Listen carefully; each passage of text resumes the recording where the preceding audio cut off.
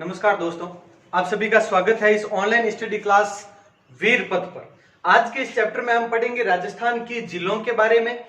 इससे पहले हम नदियों के बारे में पूरा पढ़ चुके हैं और उनका एक टेस्ट भी हो चुका है। अभी तक आपने वो नहीं दिया है तो जरूर अटेंड करें। इसके बाद में आज शुरू करते हैं हम राजस्थान की झीलों के बारे में, इनका सामान्य परिचय, कौन सी झील की स्थिति क्या है। ये करने के बाद में जब हम एक एक जिले की विस्तार पूर्वक जब डिटेल करेंगे हम, तो वो बहुत आसानी से समझ में आएगी आपको। तो शुरू करते हैं। सबसे पहले खारे पानी की झीलें। राजस्थान की झीलों में सबसे पहले खारे पानी की झीलें। तो सबसे बड़ी झील से शुरू करते हैं,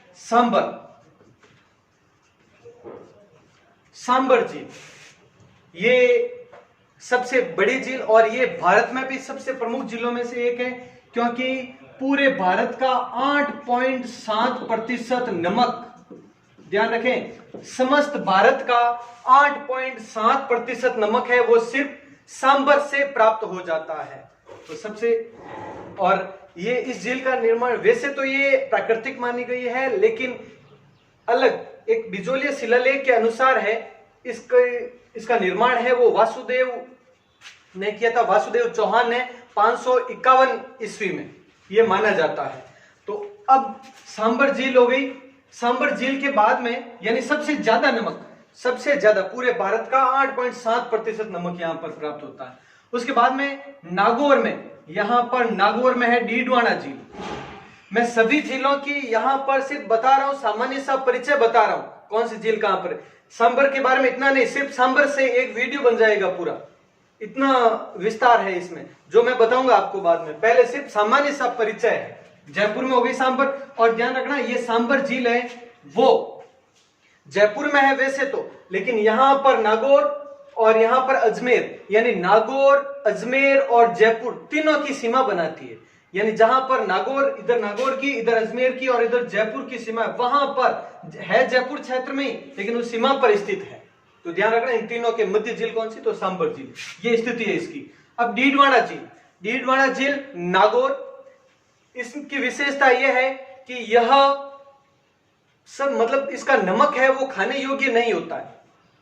इसका नमक है सिर्फ उद्योगों में काम आता है, खाने के लायक है ही नहीं। यानी सबसे खराब किस्म का नमक डीडवाना झील से प्राप्त होता है। इसीलिए डीडवाना झील से प्राप्त नमक को औद्योगिक नमक कहते हैं, क्योंकि ये रंगाई छपाई है और ये कागज उद्योग वगैरह आदि में यूज में लिया जाता है। तो ये हुई डीडवाना झील। उसके बाद में बात करें पचपदरा झील। पचपदरा झील बाड़मेर में। पचपदरा झील की विशेषता यह है कि सर्वोच्च किस्म का नमक यहां पर प्राप्त होता है। यहां पर सबसे कम किस्म है, सबसे खराब किस्म है, और यहां पे सबसे अच्छी, ऑपोजिट है ये दोनों। यानी यहां के नमक में NaCl की मात्रा सर्वाधिक है, यानी 98% NaCl है। यानी NaCl की मात्रा जितनी ज्यादा होती है उतने ही नमक है वो खाने की योग्य अधिक होता है और किस्म अच्छी हो जाती है। तो ये हुई पचपदरा झील। डीडवाना सबसे खराब किस्म और पचपदरा सबसे अच्छी। अब यह है बाड़मेर में। अब इससे ऊपर जैसलमेर में एक झील है कावोद झील। कावोद झील का नमक है वो आयोडीन की दृष्टि से, आयोडीन की दृष्टि से सर्वश्रेष्ठ नमक है। ध्यान रखना बात, अगर आयोडीन की दृष्टि से सर्वश्रेष्ठ नमक की बात हो तो कावोद झील जैसलमेर ये होगी, और आयोडीन शब्द का प्रयोग नहीं हो, सिर्फ सर्वश्रेष्ठ किस्म का नमक पचपदरा झील। क्योंकि खारे पानी की झीलें हैं तो नमक से संबंधित ही होगा, इसीलिए ये सबसे ज्यादा उपयोगी है। बाकी पीने लायक तो है नहीं वैसे भी इसका पानी। तो ये देखें कावोद झील होगी। अब बीकानेर में है यहां पर लूणकरणसर। लूणकरणसर झील बीकानेर, इसमें नगण्य मात्रा में नमक प्राप्त होता है, यानी सबसे कम। सबसे ज्यादा मात्रा में सांबर में और सबसे कम मात्रा में लूणकरणसर में नमक प्राप्त होता है। यानी ये लूणकरणसर, यहां पर मूंगफली उत्पादन भी ज्यादा होता है, इसीलिए लूणकरणसर को क्या कहते हैं, राजस्थान का राजकोट कहते हैं। ये भी ध्यान रखना, थोड़ा एक्स्ट्रा पॉइंट है ये भी। तो ये हो गया। उसके बाद में यहां पर बात करें तो यहां पर एक पोखरण झील भी है, खारे पानी की पोखरण और कावोद झील है, वो जैसलमेर में। बाकी जैसलमेर में दूसरी भी है, बुझ झील है, रामदेवरा झील है, गढ़सीसर झील है, लेकिन वो सब क्या है, वो मीठे पानी की, वो मीठे पानी की झीलों में पढ़ेंगे हम। तो काहोद और पोखरण। अब सबसे ज्यादा खारे पानी की झीलें कहां पर है, किस जिले में है? तो वहां पे देखना आप, डीडवाना नागौर में, तो नागौर में सबसे ज्यादा है। यानी इसके अलावा कौन कौन सी है वो देखें। इसके अलावा डेगाना झील, डेगन झील है वो यहीं पर है। नावा झील, नावा झील भी यहीं पर है, ये नागौर में है, ध्यान रखना। तो सबसे ज्यादा, इसके अलावा भी है, डिटेल हम पढ़ेंगे इसके बाद में। तो डीडवाना, डेगाना, नावा आदि जिले हैं वो कहां पर है? नागौर में है। अब अगर पूछा जाए सबसे ज्यादा खारे पानी की झील है नागौर, तो नागौर की सर्वश्रेष्ठ झील कौन सी है? सबसे अच्छा नमक नावा। नागौर में नावा झील है। एक कुचामन झील भी है, कुचामन,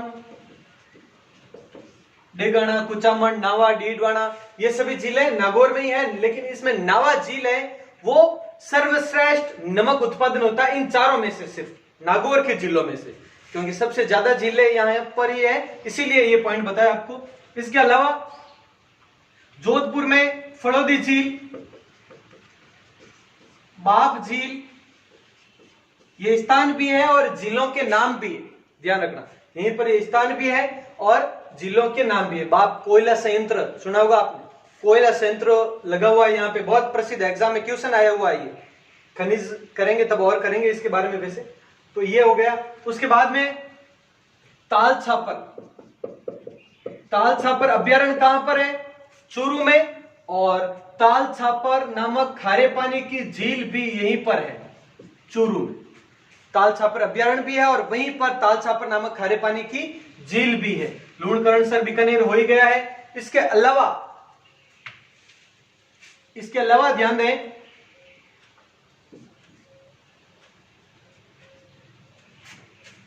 ये हो गई कंप्लीट। उसके अलावा सीकर में, यहां पर मीठे पानी की हो जाएगी सीकर की बात करते हैं तो वहां पर कुछ एक प्रमुख झील है, जैसे रेवासा झील, कछोर झील, प्रीतमपुरी झील, ये सीकर में स्थित खारे पानी की झीलें हैं। तो ये देख लो आप, जो आप बोर्ड पर यहां पे लिखी हुई है खारे पानी की झीलें, ये है। इनके बारे में विस्तार से चर्चा करेंगे, लेकिन आपको इनकी लोकेशन पता होनी चाहिए। अब दो एक्स्ट्रा क्वेश्चन इससे बन रहे हैं। पहली चीज कि राजस्थान में खारे पानी की झीलें किस क्षेत्र में है? उत्तरी पूर्वी, सबकी सब देखो, सीकर भी इधर आ गया, मतलब इस क्षेत्र में। इधर दक्षिण में और इधर दक्षिण पूर्व में कोई भी खारे पानी की झील नहीं है, सब मीठे पानी की झीलें हैं। तो खारे पानी की झीलें सब इधर।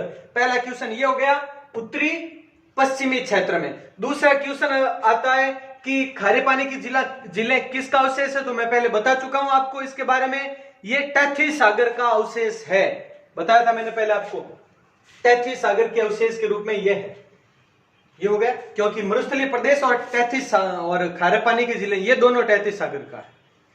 तो अब ये तो खारे पानी की झीलें हो गई, लिख लें आराम से आप, ये पॉइंट नोट डाउन कर लें, क्योंकि अब आपको ये इसीलिए बता रहा हूं कि परिचय हो गया। अब हम सांबर करेंगे, फिर डीडवाना, पचभद्रा वगैरह सब के बारे में, एक एक झील के बारे में विस्तार पूर्वक चर्चा करेंगे हम। यहाँ पे एक भी पॉइंट पीछे नहीं छोड़ेंगे। अभी सिर्फ आपको माइंड में रखना है कि इन झीलों के बारे में हमें पढ़ना है, क्योंकि आगे आप टिक करते रहे कि ये हो गई कंप्लीट। जिनके बारे में जितनी जानकारी एग्जाम में पूछी जाती है और जितनी अवेलेबल होगी वो सब उपलब्ध करवाएंगे आपको। तो नेक्स्ट करते हैं अब मीठे पानी की झीलों के बारे में। तो उसके बारे में समझ लें ध्यान से आप।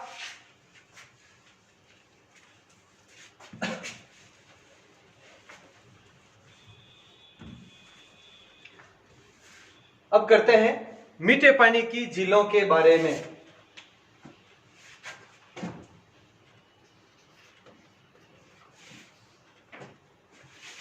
शुरू करते हैं। तो देखो, सबसे पहले जो सबसे प्रमुख झील के बारे में बात करते हैं, जैसे खारे पानी की सांबर, तो मीठे पानी की सबसे प्रमुख है वो जयसमंद झील। जयसमंद झील कहां पर है? उदयपुर में। सर्वाधिक मीठे पानी की झीलें कहां पर है? उदयपुर में। वैसे सिर्फ खारे पानी की झीलें कहे तो नागौर, मीठे पानी की झीलें उदयपुर में है सर्वाधिक। जैसमंद झील राजस्थान ही नहीं पूरे एशिया की सबसे प्रमुख झील है ये मीठे पानी की। तो ये हो गया जयसिंह द्वारा निर्मित। अब इसमें पॉइंट, और इसे डैबर झील भी कहते हैं क्योंकि जयसिंह ने गोमती नदी के किनारे एक डैबर नामक दर्रे से निकलती थी ये, तो वहां पर गोमती नदी के किनारे बांध बनाकर इस झील का निर्माण किया और ये डैबर नामक दर्रे से निकलती, इसी कारण डैबर भी कहते हैं इसको। इस पर स्थित टापुओं के बारे में इस जितनी भी डिटेल होगी वो सब बताऊंगा आपको बाद में। अब देखो इसके अलावा उदयपुर में जयसमंद के अलावा कौन कौन सी है और वो देखें। पिछोला झील जो प्रमुख झीलों में से एक है। पिछोला झील उदयपुर में ही स्थित है। यहीं पर ये कहा जाता है राणा लाखा के काल में एक पिछू नामक बंजारे ने अपने बैल की स्मृति में इसका निर्माण करवाया था। ये पिछोला झील के बारे में ऐसा कहा जाता है। अब पिछोला झील पर कुछ एक प्रमुख स्थल है जिसमें से जग मंदिर है, जग निवास है, ये सब राजमहल है। राजमहलों को आपको पता होगा फर्ग्यूसन ने लंदन के विंडसर महलों से तुलना की है, बहुत प्रसिद्ध है। और ये भी एक किंवदंती है कि ये राजमहल के पीछे की ओर स्थित है, तो पीछे स्थित होने के कारण इसका नाम पिछोला पड़ गया। कुछ कहते हैं पिछू नामक बंजारे ने इसका निर्माण करवाया इसलिए इसका नाम पिछोला है, और कुछ कहते हैं ये राजमहल के पीछे होने के कारण। जो भी है, जैसे कोई खेत वगैरह नया है तो आप नोड, वैसे ही तो ये पुराना है तो पुराना, कोई भी पेड़ है तो उस पेड़ के नाम पर पड़ जाता है स्थान का नाम, तो वैसे पीछे होने के कारण पिछोला पड़ गया। ये कहा जाता है, कुछ इतिहासकार अलग बताते हैं, कुछ इतिहासकार अलग बताते हैं, उसके बारे में बताएं। अब उसके बाद में नेक्स्ट है वो है आपके फतेह सागर झील। फतेह सागर झील, इसका निर्माण तो हालांकि जयसिंह ने करवाया था, लेकिन इसका पुनर्निर्माण है वो फतेह सिंह ने करवाया था, इसलिए इसका नाम फतेह सागर झील ही है। और उसके अलावा बात करते हैं उदय सागर झील। उदय सागर झील के बारे में समझे आप। उदय सागर झील के बारे में हम पहले पढ़ चुके हैं। बेड़च नदी पढ़ा था हमने, उस टाइम बताया था कि बेड़च नदी का उद्गम स्थान पर नाम है वो है आयड़ या आहड़ नदी, और बाद में उदय सागर झील में गिरने के बाद उससे आगे जाती है तब उसका नाम बेड़च हो जाता है। तो बेड़च नदी या आयड़ या आहड़ नदी इसमें जाती है उदय सागर झील। इसके बाद में हो गया स्वरूप सागर। स्वरूप सागर झील, स्वरूप सागर झील वो भी उदयपुर में ही है, और ध्यान रखना ये स्वरूप सागर झील पिछोला और फतेह सागर झील को मिलाने वाली झील है। पिछोला और फतेह सागर इन दोनों झीलों को मिला दिया गया है, किसके माध्यम से? स्वरूप सागर झील के माध्यम से। तो ध्यान रखना इन दोनों को, पिछोला और फतेह सागर, और ये फतेह सिंह के समय मिलाया गया था, इसीलिए फतेह सिंह को ये झीलों को जोड़ने का जनक कहा जाता है। जो झीलों को जोड़ने की ये मान्यता है, ये विचार है, इस विचार का जनक फतेह सिंह को ही कहा जाता था। तो ये हो गया उदयपुर की प्रसिद्ध झीलें। उसके बाद में दूसरी बात करें, यहां पर एक डूंगरपुर में गैब सागर है, गैब सागर झील है डूंगरपुर में। गैब या गैप सागर भी कह सकते हैं, गैब सागर भी कह सकते हैं इसको। इसके बारे में ध्यान से सुने आप। गैब सागर झील है, इसके किनारे स्वामी विवेकानंद की प्रतिमा है, राजा बलि की प्रतिमा है, और डूंगरपुर में आपने सुना होगा कालीबाई वाली कहानी कि ये किताबों में पढ़ी होगी आपने, कालीबाई, उसके गुरु सेंगाबाई, नानाबाई, उन सब की प्रतिमा भी इस झील के किनारे स्थित है। तो ये पढ़ेंगे, वैसे लिखाएंगे आपको, एक एक पॉइंट अभी सिर्फ समझना है, माइंड में फिट करना है आपको, कौन सी झील कहां पर और क्या तथ्य है इसके बारे में। ये चीज एक एक पॉइंट में आपको विस्तार पूर्वक लिखवाऊंगा। ये हो गई। इसके बाद में नक्की झील। नक्की झील कहां पर? नक्की झील है वो है सिरोही में। सिरोही माउंट आबू सबसे ऊंची झील देखी होगी आपने भी, वो लगभग 1300 मीटर ऊंचाई पर स्थित झील है, राजस्थान की सबसे ऊंची झील है। और नक्की झील इसलिए कहा जाता है क्योंकि ये मान्यता है, कहा जाता है कि इसका निर्माण देवताओं ने अपने नाखूनों से किया था, इस कारण से। रघुनाथ जी का मंदिर है यहाँ पर प्रसिद्ध, जो एग्जाम में क्वेश्चन पूछे गए हैं उसमें से एक ये भी है, रघुनाथ जी का मंदिर नक्की झील के किनारे, ये पूछा गया है। अब राजसमंद, राजसमंद में है राजसमंद झील, झील का नाम भी राजसमंद है, राज सिंह के समय की। और राजसमंद झील के बारे में सबसे प्रमुख जो पूछा गया प्रश्न है वो है नौचौकी पाल। राजसमंद झील के उत्तरी भाग को नौचौकी पाल कहा जाता है, जहां पर राज सिंह प्रशस्ति अंकित है संस्कृत भाषा में रणछोड़ भट्ट द्वारा। संस्कृत भाषा में सबसे बड़ी पत्थर पर, पाषाण पर लिखी गई प्रशस्ति माना जाता है इसको। तो इसके बारे में विस्तार से हम राजसमंद झील करेंगे, तब करेंगे, अभी के लिए सिर्फ इतना ध्यान रखें आप। इसके बाद में राजसमंद में ही है एक नंदसमंद झील। नंदसमंद झील राजसमंद में ही है, इसके बारे में इतना सब ध्यान रखें आप, इसे राजसमंद की जीवन रेखा कहते हैं। नंदसमंद को राजसमंद की जीवन रेखा कहते हैं, ये पॉइंट ध्यान रखना आप। ये जीवन रेखा से संबंधित सारे क्वेश्चन ध्यान रखना आप। जैसे इससे पहले मैंने आपको बताया था मोती झील को भरतपुर की लाइफलाइन कहते हैं, मोती झील भरतपुर की लाइफलाइन, और लूणी नदी ये मारवाड़ की लाइफलाइन है, ध्यान रखना, मारवाड़ की जीवन रेखा। लूणी और इंदिरा गांधी नहर, इंदिरा गांधी नहर को मारवाड़ की भी मरुस्थल, मारवाड़ की नहीं, मरुस्थल की जीवन रेखा कहें या फिर पूरे राजस्थान की जीवन रेखा कहें तो वो है इंदिरा गांधी नहर। मरुस्थल की जीवन रेखा और राजस्थान की जीवन रेखा इंदिरा गांधी नहर, और सिर्फ मारवाड़ की जीवन रेखा है मारवाड़ की तो वो है लूणी नदी, ध्यान रखें। जयपुर की जीवन रेखा अमानी शाह के नाले, अमानी शाह के नाले वो जयपुर की जीवन रेखा है। तो ये इन सब के बारे में थोड़ा ध्यान रखें आप, ये लिखवा दूंगा मैं आपको बाद में। तो ये हो गए कंप्लीट। इसके बाद में चलते हैं अजमेर की ओर। अजमेर में करते हैं एक तो सबसे पवित्र पुष्कर, सबसे पवित्र झील पुष्कर झील। तो पुष्कर, इसमें ध्यान रखना, सबसे पवित्र, सबसे प्रदूषित, सबसे प्राचीन, सबसे प्राचीन, प्रदूषित, पवित्र झील कौन सी है? पुष्कर झील है। इसका वैसे कुछ जगह पर इसका प्राकृतिक के बारे में बताते हैं कुछ इतिहासकार, और कुछ मानते हैं कि इसका निर्माण पुष्करणा ब्राह्मणों के द्वारा किया गया है। तो इसके बारे में विस्तार से चर्चा करेंगे। यहाँ पर 52 घाट है, जिसमें से सबसे बड़ा गांधी घाट है, जहां पर महात्मा गांधी की अस्थियां विसर्जित की गई थी। यहाँ पर एक जनाना घाट भी है, महिला घाट भी कहते हैं जिसको। ये महारानी मैरी 1911-12 में जब वो आई, उसके बारे में चर्चा करेंगे हम बाद में आगे। तो महारानी मैरी के द्वारा यहाँ पर महिला घाट भी बनाया गया पुष्कर। अब ये उसके बाद में आना सागर, आना सागर झील अजमेर में है। अब आना सागर झील के बारे में ये ध्यान रखें आप, पृथ्वीराज चौहान तड़तीर जानते होंगे आप, तराइन का युद्ध, मोहम्मद गोरी 1191-92, उसी पृथ्वीराज चौहान की बात है। पृथ्वीराज चौहान के दादाजी, पृथ्वीराज चौहान के दादाजी अर्णोराज ने इसका निर्माण करवाया था आना सागर झील का।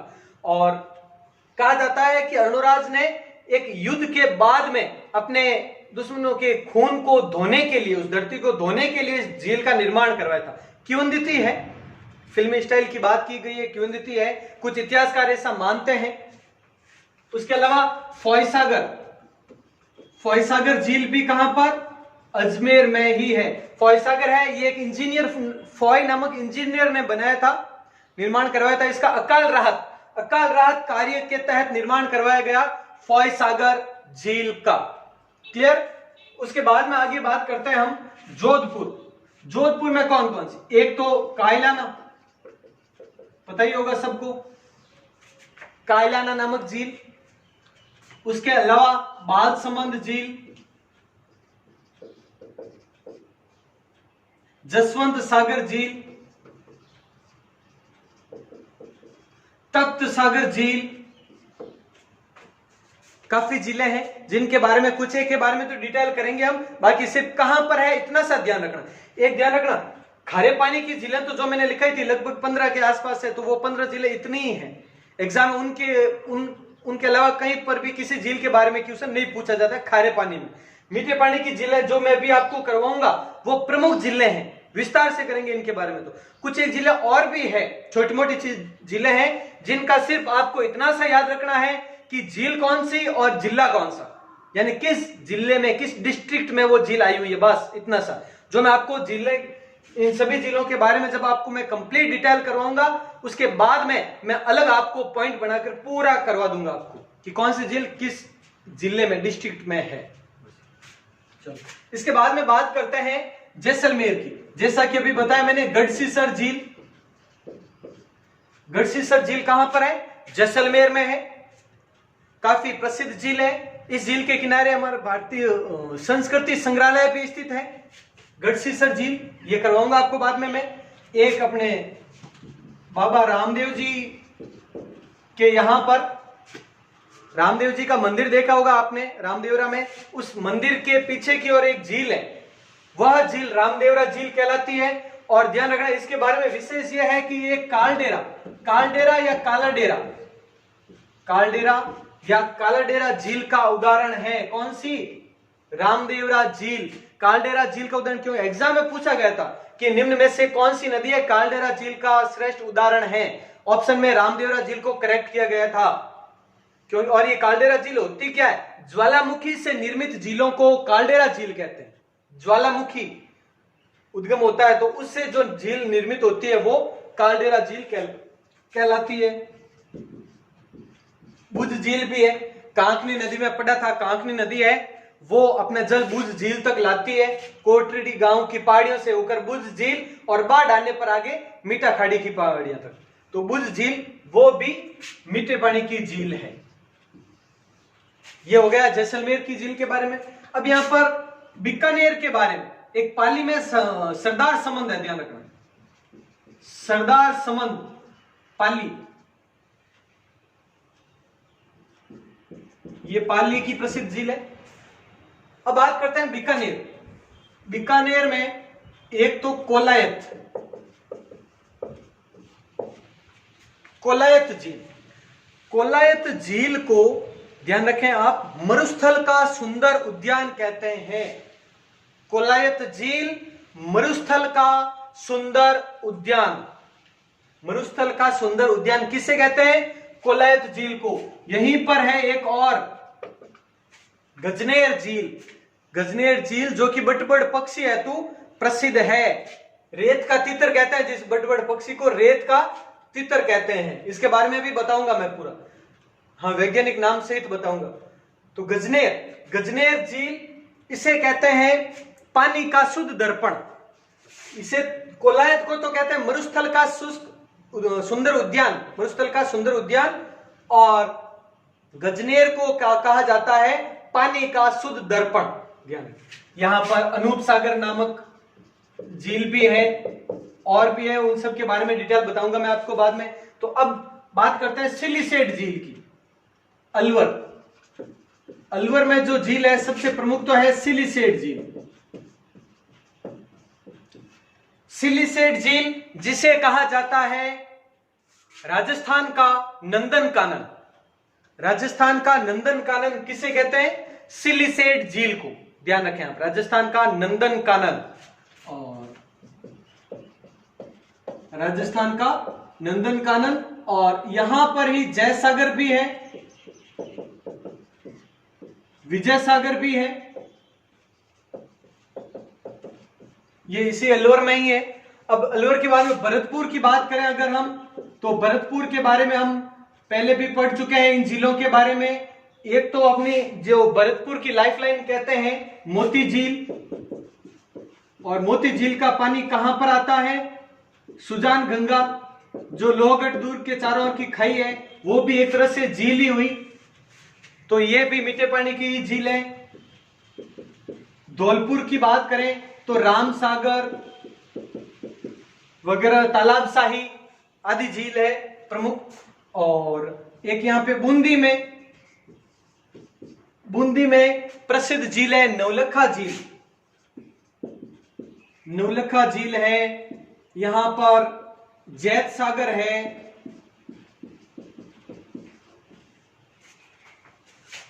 नवलखा झील, जैत सागर झील आदि झील कहां पर है? बूंदी क्षेत्र में है। और एक यहां पर भोपाल सागर है चित्तौड़ में, चित्तौड़ है, वहां पर है भोपाल सागर झील।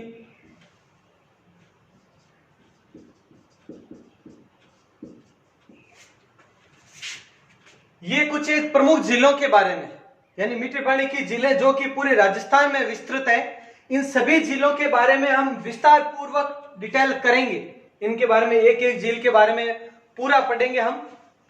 आप सिर्फ इतना ध्यान रखें आप कि कौन से झील की लोकेशन कहां पर है, ये ध्यान रखें। और कुछ एक मैंने बेसिक नॉलेज यहाँ पे बताया है आपको, इससे क्या होगा, उस झील थोड़ी जान पहचान हो जाएगी उस झील के साथ में।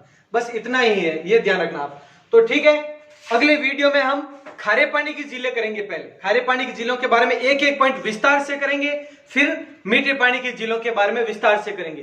तो ये स्क्रीनशॉट ले लें और आराम से लिख लें एक एक पॉइंट आप जो भी है।